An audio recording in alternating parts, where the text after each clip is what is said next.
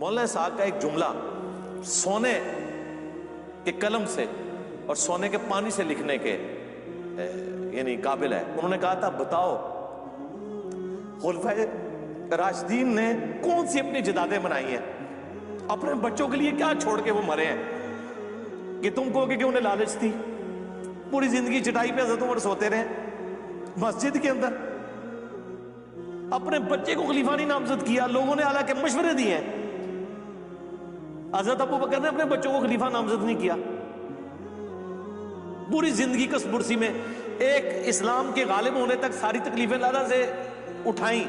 جب اس کا فروٹ کھانے کا وقت آیا ہے اس وقت بھی جنگوں کی مصیبت کاٹ رہے ہیں. بوڑھے وقت میں تو انسان آرام کرتا ہے. 2.25 سال حضرت ابو بکر کی ایک رات بھی سکون سے گزری ہے. کتنے معاذوں میں جنگ کھولی ہے.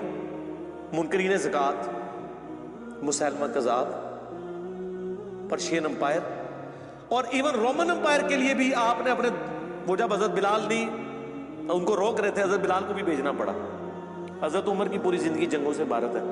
پھر اپنی اولاد کے لیے کیا چھوڑ کے مرے.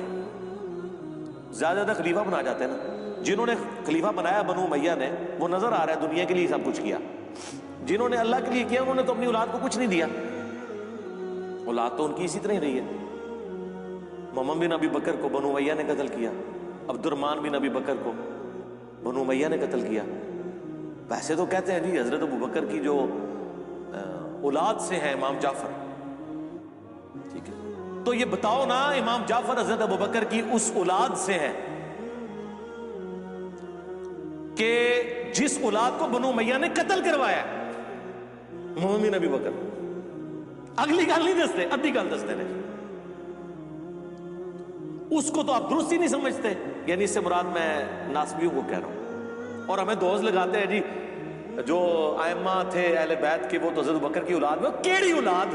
وہ اولاد جدی پرورش مولا علی نے کی تھی, محمد بن بکر کی, جو جنگ جمل میں حضرت عائشہ کو سمجھاتے تھے. اور جب حضرت عائشہ کا اونٹ گرا, اس محمد بن ابی بکر کے ساتھ حضرت علی نے حضرت عائشہ کو احترام کے ساتھ گھر روانہ کیا. جو مسند احمد میں حدیث ہے کہ ایک وقت آئے گا تیرا عائشہ سے جھگڑا ہوگا. حضرت علی نے کہا میں بڑا بدبخت ہوں گا, تو فرمایا تم نے ایسا کرنا ہے عائشہ کو اس کے گھر تک پہنچا دینا, اور پہنچایا. تو یہ چھوڑ دیں, مقدمے میں کبھی بھی کوئی جیت نہیں سکتا. پک اینڈ چوز آپ کریں گے تو وہ فٹ ہی نہیں بیٹھے گا. یہ اسی طرح ان کو تو چھوڑ دیں, تو بڑی ہستیاں تھیں. میں اپنے بارے میں دیکھتا ہوں کہ میرے بارے میں بلیم لگا رہے ہیں کہ جناب یہود و نصارہ سے فنڈنگ آ رہی ہے.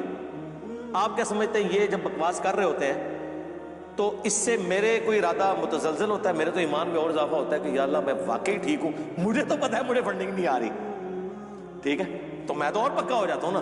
اس کے جھوٹے الزام لگانے سے کیا سمجھتے ہیں یہ کہ مجھے پیچھے کر لیں گے؟ میں تو اور چڑھ کے آؤں گا. انہوں نے ٹرینڈ چلایا, میں لا کے ہاتھ پڑا چڑی.